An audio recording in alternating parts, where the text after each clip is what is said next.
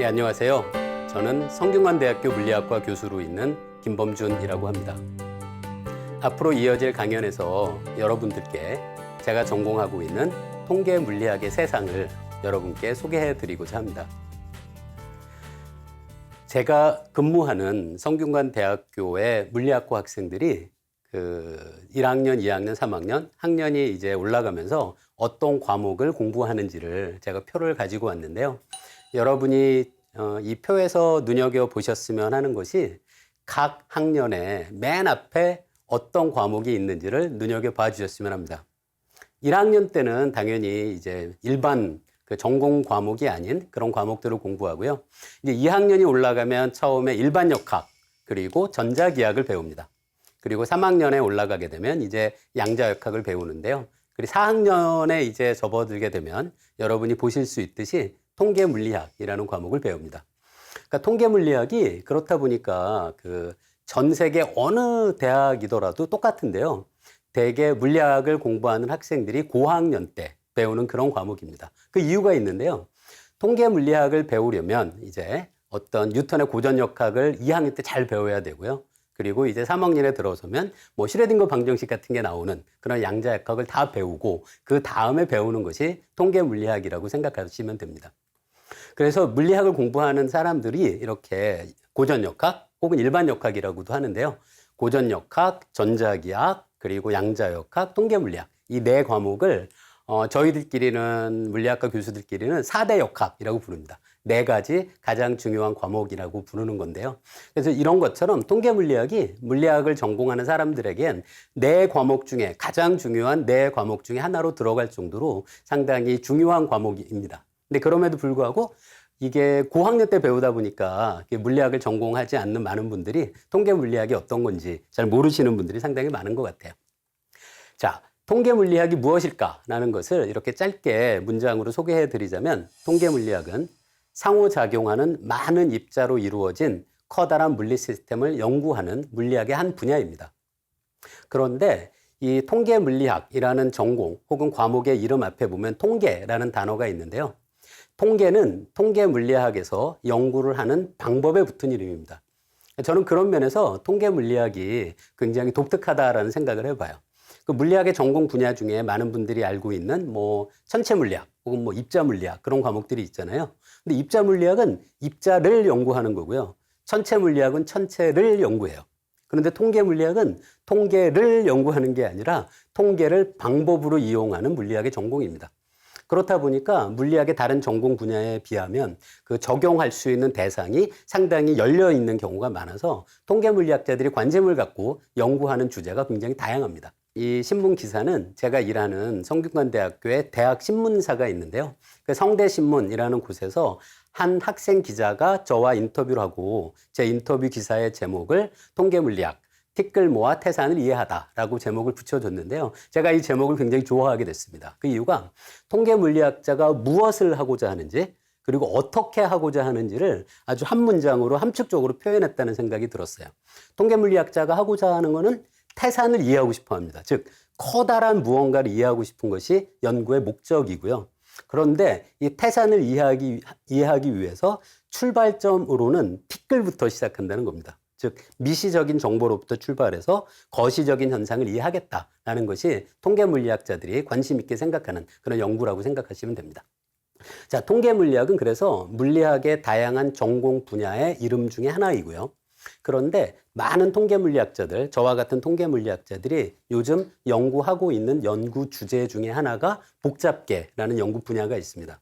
복잡계는 수많은 구성 요소로 이루어진 시스템이고요. 이 구성 요소들이 서로 독립적인 게 아니라 다른 구성 요소들과 서로 아주 강하게 상호작용을 하고 관계를 맺고 있고 그런 시스템을 복잡계라고 부릅니다. 근데 복잡계가 재밌는 게 이 복잡계가 전체가 보여주는 특성이 이 복잡계를 구성하고 있는 구성 요소 하나에서는 우리가 찾을 수 없는 새로운 무언가가 없던 것이 커다란 시스템이 되면서 새롭게 드러나는 현상이 있을 때 그럴 때 물리학자들이 저와 같은 통계 물리학자들이 재미있다고 생각하는데요. 그 대표적인 예가 이런 걸 거예요. 얼음은 딱딱함이라는 어떤 특성이 있잖아요. 만지면 딱딱하잖아요. 그런데 얼음이나 우리가 마시는 물이나 물 분자라는 똑같은 구성 요소를 가져요. 만약에 우리가 물 분자 하나를 보고 있다면 이 물 분자가 얼음의 물 분자인지 물의 물 분자인지를 구별할 수는 없겠죠. 얼음의 딱딱함이라는 어떤 거시적인 성질은 그 얼음을 구성하고 있는 물 분자 하나의 속성으로는 우리가 현미경을 아무리 현미경이 발달한다고 하더라도 현미경으로 딱딱함이라는 성질을 볼 수는 없다는 거죠. 그러니까 이런 것들이 물리학자들이 관심 있게 생각하는 거고요. 그래서 지금까지 말씀드린 걸 짧게 정리드리자면 저는 통계 물리학을 전공했고 복잡계를 연구 분야로 연구하는 물리학자예요. 그리고 제가 관심 있게 생각하는 것들은 많은 것들이 모여서 전체가 달라지는 걸 보여주는 것. 그런 것이 재밌어서 저는 제가 관심 있는 것들이 함께하면 달라지는 것들이다. 라는 그렇게 정리할 수 있다는 생각을 해봤습니다.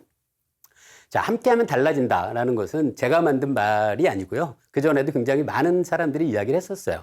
그래서 아리스토텔레스는 전체는 부분의 단순한 합보다 더 크다. 그런 이야기도 아리스토텔레스가 한 적이 있고요. 그리고 노벨상을 받은 그 필립 앤더슨이라는 사람도 more is different, 많아지면 달라진다라는 이야기를 하기도 했습니다. 함께하면 그럼 도대체 왜 달라질까요? 그 이야기를 조금 말씀드리고 싶어요. 제가 책에서 본 아주 재미있는 표현이 있는데요. 누가 여러분에게 one and one make two라고 이야기를 해줬다고 생각해 보세요. 우리말로 하면 단순하게 그냥 1 더하기 1은 2란 얘기죠. 뭐. one and one make two라고 제가 여러분께 말씀을 드렸는데 여러분이 그 문장에 등장하는 단어 중에 one이 뭔지는 알아요. 1이 뭔지는. 1이 뭔지 밖에 모르고 아무것도 몰라요. 그런데 만약에 제가 one and one make two라고 이야기를 했다면 1이 뭔지 알아도, 그죠? 그렇다고 하더라도 and가 무슨 뜻인지를 모르면 to가 뭔지를 절대로 이해할 수 없습니다. 다들 동의하시겠죠? one and one make two. 제가 이 문장에서 말씀드리고 싶었던 건 to는 전체에 대한 거고요. 전체라는 2를 구성하는 것이 1인데 1은 구성 요소이니까 미시적인 정보인 거예요. 그 다음에 one and one make two에서 and는 미시적인 구성 요소인 1들 사이의 관계를 의미하는 거죠. 그래서 구성 요소가 무엇인지를 아는 것만으로는 우리가 전체를 이해할 수는 없다는 거예요. 전체를 이해하기 위해서 필요한 것은 구성 요소인 1이 뭔지를 알아야 할 뿐더러 1과 1이 어떤 관계가 있는지, and가 무슨 뜻인지도 알아야 전체를 이해할 수 있다라고 생각할 수 있겠죠. 함께하면 달라지는 이유는 구성 요소들 사이에 관계를 맺고 서로 연결되어 있고 상호작용을 하기 때문이다라고 정리할 수 있을 것 같습니다. 자, 함께하면 달라지는 예들이 진짜 많은데요. 제가 설명드리고자 하는 것이 도시예요. 도시가 한번 이런 생각을 해보세요. 도시가 2개가 있어요. 하나는 첫 번째 도시가 두 번째 도시보다 인구가 2배예요.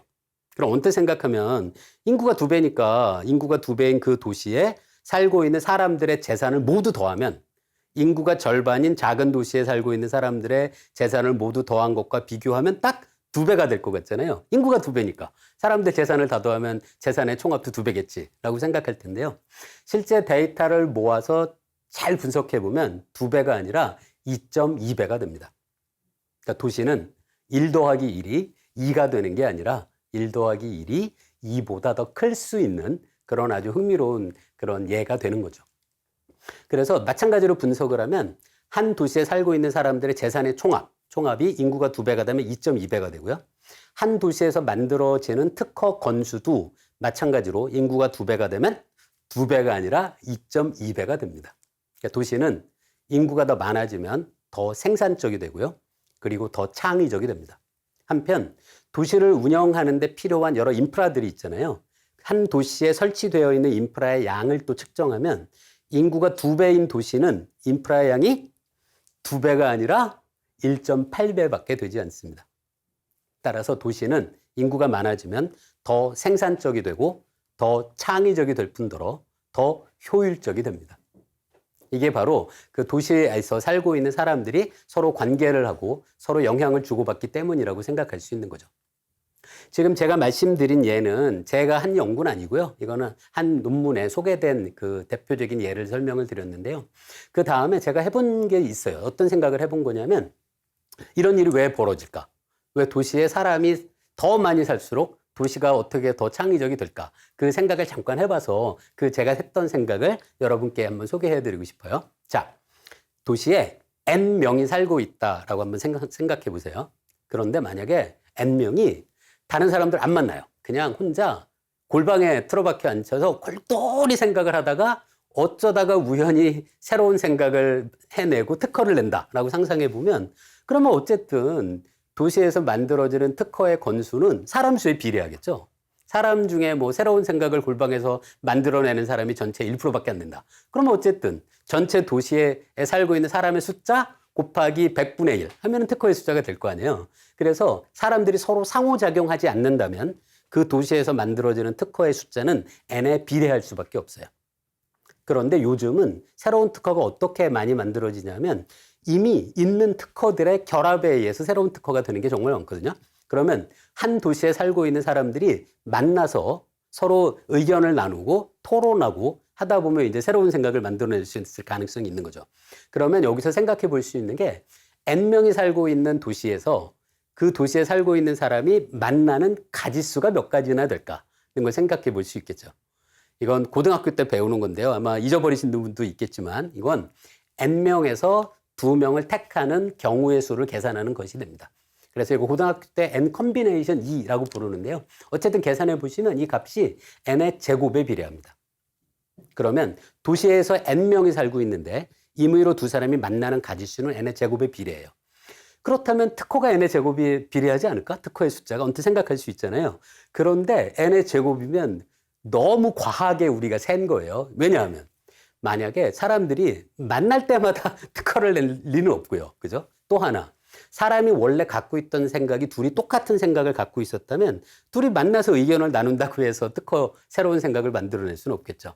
그래서 현실적으로는 한 도시에서 만들어지는 창의적인 아이디어의 숫자는 n보다는 클 것 같고요. n의 제곱보다는 작겠죠. 그래서 제가 n의 a승이다 라고 적는다면 이 a의 값이 1과 2 사이가 아닐까라고 생각해 볼 수 있는 거죠. 앞에서 제가 결과를 소개해 드렸던 논문의 결과에 의하면 특허의 숫자 그리고 사람들의 재산의 그 양 그런 것이 인구에 대해서 n의 a승으로 늘어난다라고 적을 때 a 값이 1.15 정도입니다. 그러니까 제가 a 값이 1과 2 사이가 아닐까라고 생각했던 것이 어느 정도 근거가 있는 것이라고 말씀드릴 수 있는 거죠. 자, 저는 그래서 통계물리학을 전공한 복잡계를 연구하고 있는 과학자인데요. 함께하면 달라지는 것에 관심이 있어요. 그런데 함께하면 달라지는 이유는 함께하는 것들 사이에 관계를 맺고 서로 연결되어 있고 서로 소통하기 때문이라고 생각할 수 있는 거죠. 그래서 저는 통계물리학 그리고 복잡계가 다름 아니라 관계의 과학이라고 할 수 있다라는 생각을 해봤습니다. 제가 함께하면 달라진다라는 표현을 상당히 좋아하는데요. 일단 첫 번째는 어떤 물리적인 시스템 아니면 사회적인 시스템을 생각을 해서 서로 많은 구성 요소들이 서로 상호작용을 하다 보면 전체가 새로운 특성을 만들어낸다라는 의미도 담겨 있어요. 함께하면 달라진다는 표현이 그런 의미도 있고요. 또 하나 제가 생각해 봤던 것은 우리 사회에도 많은 사람들이 함께 살아가잖아요. 많은 사람들이 더 합리적인 사고방식, 어떤 더 깨어있는 생각들 그런 것들 하면 그럼 우리가 살고 있는 사회도 혹시 더 나은 방향으로 달라질 수 있지 않을까? 그런 생각도 해봤습니다. 그러니까 제가 방금 사람들이 합리적인 이성, 과학적인 사고방식이 결국 우리 사회를 더 나은 사회로 바꾸는데 도움이 되지 않을까? 그런 생각을 하는 이유가 있는데요. 이 과학을 연구를 하다 보면 이 과학이라는 활동을 계속하면서 자연스럽게 이렇게 체득하게 되는 그런 자세 같은 것들이 있어요. 예를 들어 항상 합리적으로 생각하려고 고민하게 되고요. 그리고 이걸 과학자들이 회의라고 하는데요. 모여서 회의한다는 얘기가 아니고요. 의심해 보는 거예요. 누가 저한테 무슨 얘기를 하면은 그게 정말 맞을까? 다르게 볼 수는 없을까라는 것을 계속 고민하는 것이 과학자들이 연구를 하다 보면 자연스럽게 그 체득하게 되는 자세이고요. 그렇다 보니까 또 과학자들이 연구를 해서 논문을 출판을 할 때 그때 논문에 자기의 연구 결과를 소개하는 글을 쓸 때는 항상 입장을 바꿔보는 노력을 하게 돼요. 어떤 거냐면 지금 내가 얻은 결과, 내가 얻어서 지금 논문에 소개하는 일 결과가 입장을 바꿔서 내가 아닌 다른 어떤 과학자도 똑같은 결과를 얻을 수 있을까? 는 걸 계속 고민하게 돼요. 만약에 그럴 자신이 없다면 그러면 사실 그 연구는 논문으로 보고될 가치가 없습니다. 서로 내가 아닌 어느 과학자가 하더라도 똑같은 결과를 얻을 것으로 스스로 믿을 수 있을 때 그때 과학자들이 논문을 쓰는 겁니다. 그래서 입장 바꿔보는 것, 의심하는 것, 합리적으로 생각하려고 노력하는 것, 그리고 어떤 판단을 하려면 구체적인 증거가 있을 때만 그게 맞다는 판단을 하는 것. 그런 것들이 과학을 하다 보면 자연스럽게 체득하는 거이고요. 또 과학 활동에서 또 흥미로운 게 많은 분들은 잘 아마 경험하지 못하신 분들도 많을 텐데요. 과학 활동에서 권위라는 것이 사실 그렇게 큰 역할을 하지 않습니다. 아무리 노벨상을 받아서 엄청나게 훌륭하고 유명한 물리학자라고 하더라도 엉뚱한 얘기하면 다른 사람들이 다 공격합니다. 그 사람이 맞는 얘기를 하면 물론 박수를 쳐주겠지만요. 그래서 누가 하는 이야기를 하느냐보다 무슨 이야기를 하는지가 과학에서는 훨씬 더 중요하게 평가돼서 그런 것들이 저는 우리 사회에서도 도움이 되지 않을까 그런 생각을 좀 하는 생각이어서요. 그래서 많은 사람들이 이런 합리적인 생각, 과학적인 사고방식 같은 걸 갖추게 되면 우리 사회가 조금 더 나은 사회가 되지 않을까 그런 생각을 해봤습니다. 스노우라는 사람이 1959년 강연을 모아서 두 문화와 과학혁명이라는 책을 내는데요. 이분이 이 책에서 인문적인 문화와 과학적 문화 사이의 분열 같은 것을 많이 고민을 하시는데요. 저는 그게 우리 사회에서도 여전히 있는 문제라는 생각이 들어요. 제가 사과 그림을 하나 가지고 왔는데요. 한번 생각해 보세요. 우리가 세상을 이해한다라는 것이 사과를 이해한다는 것으로 비유를 해볼게요. 그런데 이 사과 자체가 너무 복잡해서 우리가 이 사과를 이해하려면 어쨌든 잘라봐야 된다라고 일단 생각해 보자는 거예요. 그럼 이런 거죠. 과학자들은 눈앞에 있는 사과를 이렇게 자르는 거에 익숙한 사람들이에요. 근데 인문학자는 눈앞에 있는 사과를 옆으로 자르는 거에 익숙한 사람들인 거예요. 그런데 사과에 도대체 사과에 어디 글씨가 써 있는 게 아니잖아요. 사과는 이렇게 잘라야 돼라는 것은 우리가 만든 기준이지 사과에는 그 기준이 없다는 거죠. 그래서 저는 똑같은 이해의 대상을 두고 과학자가 택하는 방법들, 인문학자가 택하는 방법들이 서로 도움을 줄 수 있는 거지 사과는 이렇게만 잘라야 돼라고 우기는 과학자도 사실은 굉장히 비합리적인 거고요. 사과는 이렇게 자르지 않고 옆으로만 잘라야 돼라고 인문학자가 우긴다면 그것도 문제가 있다고 생각을 해요. 그래서 저는 세상을 이해하고자 하는 그런 공통의 목적을 위해서 사과를 세로로 자르는 사람, 가로로 자르는 사람, 여러 사람들이 각자가 사과를 잘 자르는 방법들을 갖고 그것들을 갖고 함께 이용해서 대상을 노력하는데 함께 도움을 주고받는 것이 어떤 융합적인 그런 연구, 그런 데서 바람직한 방법이 아닐까 그런 생각도 해봤습니다. 이게 우리말에 약간 흥미로운 표현이 있는데 우리말에선 다르다는 말 대신에 틀리다라는 말을 쓸 때가 많아요. 그런데 인문학과 과학은 다른 거지 틀린 것은 아니거든요. 그래서 서로 상대를 용인하고 존중하는 노력 그런 것들이 필요하다는 생각을 좀 해봤습니다.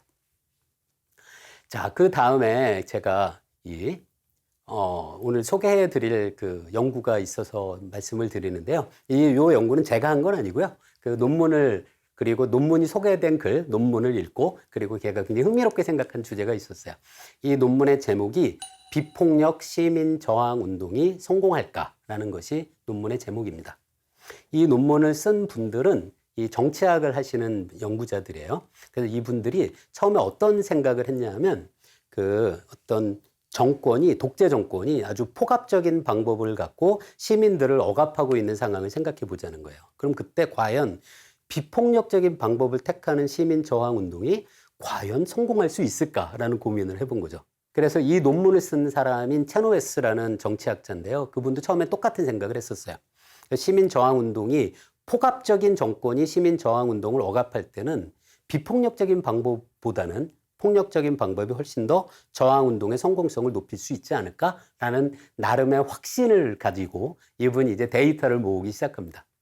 이분이 모은 데이터가 거의 100년 이상이에요. 1900년부터 2006년 사이에 독재 정권을 전복시키거나 혹은 지역적 민주화로 이어진 최소한 수천 명 이상이 참여한 저항운동의 사례들을 수집하기 시작합니다. 이분이 모은 사례가 모두 323건이었어요. 그리고 이제 각각의 경우에 각각의 저항운동에서 비폭력적이었는지 폭력적이었는지를 비교를 합니다. 그리고 이분이 밝혀낸 아주 흥미로운 사실이 비폭력적인 저항운동인 경우가 성공률이 53%였다는 결과를 얻고요. 한편 무장 저항 운동의 경우에는 성공률이 그 절반밖에 되지 않습니다. 27%에 불과하게 되는 거죠. 그래서 오히려 많은 사람들이 언뜻 데이터를 보기 전에는 쉽게 믿기 어려웠던 그 사실을 이분이 데이터를 갖고 확인을 한 겁니다. 그 사실이라는 건 무장 저항 운동보다, 폭력적인 수단을 동원한 저항 운동보다 비폭력적인 저항 운동이 오히려 성공률이 훨씬 더 높다라는 것을 실제 323건의 사례를 갖고 이분이 확인하게 된 거죠. 그리고 저항 운동이 이제 폭력적일 수도 있고 비폭력적일 수도 있는데요. 어쨌든 구 정권이 저항 운동 세력의 의견을 받아들일 가능성도 오히려 비폭력 저항 운동의 경우가 무려 12배가 더 높답니다. 이건 언뜻 우리도 이해할 수 있을 것 같긴 해요. 구 정권이 폭력적인 방법을 동원해서 저항 운동을 억압하고 있는데 이분들이 폭력 저항 운동에 의해서 이제 구 정권이 붕괴가 된 거잖아요. 그리고 이분들이 그 폭력 저항 운동을 했던 사람들의 의견을 이렇게 마음을 엮고 흔쾌히 받아들이긴 쉽지 않겠죠. 자기들이 져서 받아들이는 거지 그 어떤 설득이 돼서 그 사람들의 제안을 받아들이는 것은 아닌 거겠죠. 그리고 이 논문이 가장 그 언론의 관심을 끈 결과가 바로 지금 이제 제가 말씀드릴 건데요. 이 논문의 가장 흥미로운 결과가 바로 이거였어요. 뭐였냐면 3.5% 이상의 사람들이 꾸준히 저항 운동에 참여한 비폭력 저항 운동은 지금까지 항상 성공했다는 겁니다. 언뜻 생각하면 3.5%라는 값이 그렇게 작은 값이라고 여러분이 생각하실 수도 있는데요. 사실 꽤 큰 숫자입니다. 만약에 우리나라면 어느 정도 될 거예요? 우리나라 5천만에 3.5%면 150만, 200만 가까이 되는 사람인 거죠. 그 분들이 여기서 중요한 게 3.5%의 사람이 일회적인 저항운동에 참여하면 성공한다는 것이 아니고요. 이분들이 저항운동에 꾸준히 참여한다는 것이 중요합니다. 그런 모든 저항운동은 이 채널S가 살펴본 100년을 넘는 그 기간 동안의 저항운동을 분석했더니 3.5% 이상이 꾸준히 참여한 비폭력 저항운동의 성공 가능성은 100%였다는 거죠. 물론 이게 그 제가 하는 연구 분야에서 조심을 해야 되는 부분이긴 해요. 이런 걸 상관관계와 인과관계를 혼동하면 안 된다라고 하는 거죠. 그래서 이분이 연구한 건 아주 강한 상관관계를 찾은 거예요. 그래서 이분의 결과를 뒤집어서 잘못 해석하면 그러면 3.5% 이상이 무조건 꾸준히 동원을 하면 항상 성공한다라는 결과를 우리가 얻을 수는 사실은 곤란하죠. 어쨌든 이분의 그 데이터를 갖고 이야기할 수 있는 건 아주 흥미로운 결과였어요. 그리고 그 이유도 이제 생각해 볼 수가 있는데요. 그러면 왜 비폭력 저항 운동의 성공 가능성이 더 높을까? 여러 가지 이유가 있어요. 먼저 참여할 때 사람들이 갖고 있는 일종의 심리적인 저항이 훨씬 작습니다. 예를 들어 비폭력 저항 운동은 다양한 방법을 활용할 수 있어요. 예를 들어 우리나라의 뭐 촛불혁명 같은 것 때도 우리 모두 5시 정각에는 운전하시는 분들은 경적을 한번 울리세요. 얼마든지 다양한 방법으로 합류하기가 쉬운 거죠. 그런 면에서 이 심리적인 장벽이 낮고 그래서 사람들이 참여하는 숫자가 시간이 지나면서 급격히 늘어나는 것이 가능하게 됩니다. 자, 그라노베터라는 이 사람의 문턱감 모형이라는 것이 있는데요. 상당히 재밌는 모형이라서 여러분께 소개해드리고 싶은데요. 예를 들어 이런 거예요. 만약에 사람들마다 우리 광화문 광장에 모여서 어떤 비폭력 저항 운동에 참여하고 싶은데 그 사람들마다 가지고 있는 심리적인 장벽이 조금씩 다 다르다고 생각해 보는 거예요. 예를 들어 어떤 사람은 내 친구 중 100명 중에 한 명이라도 광화문 광장에 가면 나도 갈래 하는 사람도 있고요. 어떤 사람은 100명 중에 2명이 돼야 나는 갈래. 어떤 사람은 내 친구 100명 중 3명이 거기 가면 나도 갈래. 이렇게 사람들마다 그 비폭력 저항 운동에 참여하는 심리적인 저항선인 문턱값이 다 조금씩 다르다라고 상상해 볼 수 있는 거죠. 방금 설명드린 거에서 이제 시작해 볼까요? 어떤 사람이 갔어요. 우연히 광화문에. 그랬더니 그 사람 친구 중에 A라는 친구가 문턱값이 낮아요. 내 친구 100명 중에 한 명이 가면 나도 가야지. 그럼 어떻게 될까요? 그 다음 날은 A가 가겠죠. 그럼 이제 광화문에 간 친구가 2명인 거예요. 그 다음엔 문턱값이 2명이었던 사람도 또 가죠. 그럼 이제 참여한 사람이 3명이잖아요. 그 다음에 문턱값이 3명의 사람이 또 가게 되죠. 그러니까 이런 식으로 사람들의 심리적인 저항에 해당하는 문턱값이 연속적으로 늘어서 있고 그런 경우에는 처음에 촉발이 되면 흥미롭게도 그 저항 운동에 참여하는 사람의 숫자가 급격히 늘어나게 되는 거죠. 바로 이런 경향들을 사실 모든 저항 운동이 보여줍니다. 우리나라 촛불도 돌이켜 보시면 처음에 참여했던 사람의 숫자가 시간이 지나면서 급격히 늘어나게 되는 걸 볼 수 있는데요. 이런 것도 바로 이런 그라노베터의 문턱감 모형으로 우리가 이해할 수 있는 여지가 있는 거죠. 자, 방금 소개해드렸던 건 정치학 분야의 연구 논문이었고요. 그 연구와 비교해 볼 수 있는 물리학 분야의 논문을 하나 찾았어요. 이 물리학 분야의 이 논문은 어떤 거냐면요. 사람들이 의견이 두 개가 있다고 생각해 보세요. A라는 의견, B라는 의견을 갖고 있어요. 그런데 A라는 의견을 갖고 있는 사람이 B 의견을 갖고 있는 사람을 만나요. 그럼 이 사람이 이제 약간 망설이는 상태로 되는 거예요. 그 망설이는 상태를 A, B라고 부를게요. 약간 중립적인 상태예요. A도 아니고 B도 아니고. 그래서 A는 B를 만나면 A, B 상태가 돼요. 거기에 그 상태에다가 B를 한 번 더 만나면 이제는 설득돼요. 그래서 A는 B를 만나면 A, B가 되고요. B를 한 번 더 만나면 B로 의견이 바뀌어요. B도 마찬가지예요. B도 A를 만나면 중립 상태인 A, B로 바뀌고요. 그러다가 A를 한 번 더 만나면 그 다음엔 이제 그 B가 A로 바뀌는 거죠. 이 모형을 많이 물리학자들이 이용하는 쉬운 모형인데요. 이 연구 논문에서는 흥미롭게도 그 뭐라고 할까요? 강한 신념을 갖고 있는 사람을 모형에 넣었어요. 이 사람을 이 논문에서는 AC라고 불렀는데요. AC는 어떤 사람들이냐면 이분들은 아무리 B를 만난다고 해도 본인의 의견을 바꾸지 않아요. 본인들은 AC에 해당하는 사람들은 본인의 의견인 A를 확신하는 사람들인 거죠. 그러면 이게 바로 앞에서 설명드린 그 채너웨스의 논문에서 생각했던 사람 중에 이분들이 바로 꾸준한 사람들에 해당한다고 생각할 수 있죠. 본인들의 강한 신념을 갖고 그 강한 신념을 꾸준히 이야기하는 사람들.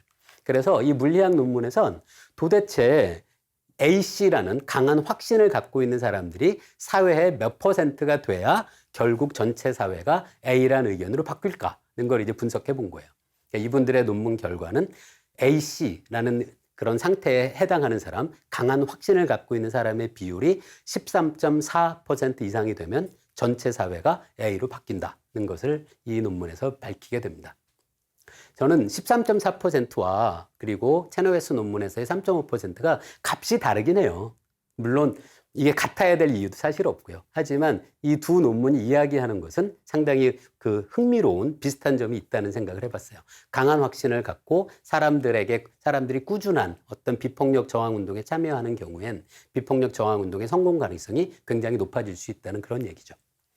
예, 제 첫 번째 강연은 이쯤에서 마치겠는데요. 저는 통계 물리학을 전공한 복잡계를 연구하는 물리학자 김범준입니다. 예.